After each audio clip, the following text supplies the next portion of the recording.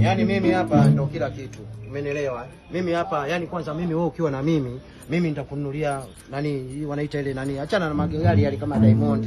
Mimi na magari ambayo nitakupa makubwa kabisa mazuri yani. Naweza kukununulia nani, naweza kukununulia nini ile Harrier. Mimi naweza kukununulia 6 wagon. Umeona? Yani vitu kama hivyo. Mimi nakupenda yani. Unajua nakupenda? Yani mazingira ni unajua mazingira jinsi yalivyo mama. Yani wewe ndio kila kitu. Mimi nakutegemea wewe. Mimi nakutegemea wewe.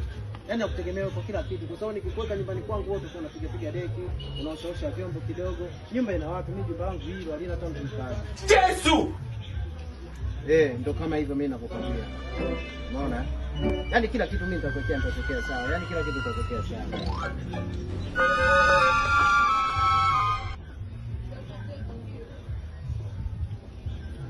Sasa tufanye kitu kimoja.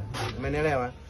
Nitakutumia hela baadaye jioni kwa ajili ya kuonana dina. Tunakwenda kupata dina sehemu.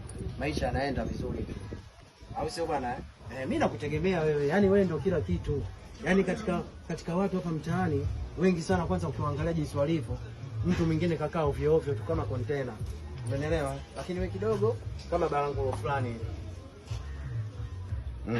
Sasa mimi nataka nikwambie kitu kimoja. Umeelewa? Hapa mjini kuna sehemu nyingi sana za kula. Kuna biriani la shilingi 7,000, kuna biriani la shilingi 15,000, kuna kisinia mpaka cha shilingi 60,000. Umeelewa? Yaani uchague wewe tu mazingira ambayo tunaweza tukaenda kukaa tukapata kisinia. Lakini mimi nahisi kama nikikaa na wewe sinia letu tutakuwa kama la 150,000. Tunataka chakula kingi. Hiyo ndo mandhari yenyewe halisi.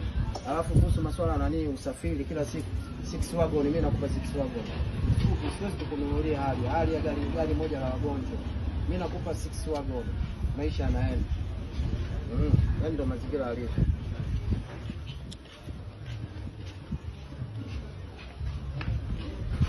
Mimi ndo nakwambia sasa. Na kuhusu swala la biashara nimekwambia kabisa biashara mimi nitakupangia.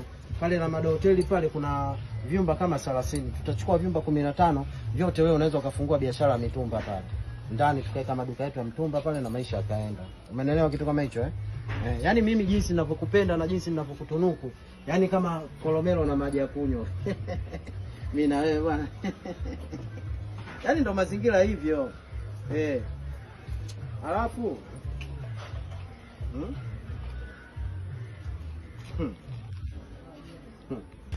mimi niko nataka niulize kitu kimoja. Wewe huyu mjomba unamfahamu? Hapana. Maana uje mimi mwenyewe kama namuhisi. Unajua sisi wengi sana hata wale wanaochinja kuku masokoni wanapendaga kuvaga vibaragashe pamoja na kanzu. Wachinja kuku wengi sana masokoni. Umeelewa? Lakini umkuti mchinja kuku kavaa rozari. Wachinja kuku wengi sana wanavaa vibaragashe. Wanashika tasbih pamoja na unamjua vizuri lakini au umjui? Hapana. Alafu unataka nini katika vile vijiti vya aina mbili? Kuna vijiti vya aina mbili vya kujichokonoa. Kuna kile chenye pamba na kile ambacho kina ncha kali. Wewe unapendeleaga nini sana katika hivi vijiti vya aina mbili? Nikununulie mimi. Wewe nini bwana, mbona tunatiana mikosi? Bwana tunatiana mikosi. Tunatiana mikosi ya nini? Umepita mara kwanza unaenda unarudi. Ili vazi tu sio wote Waislamu.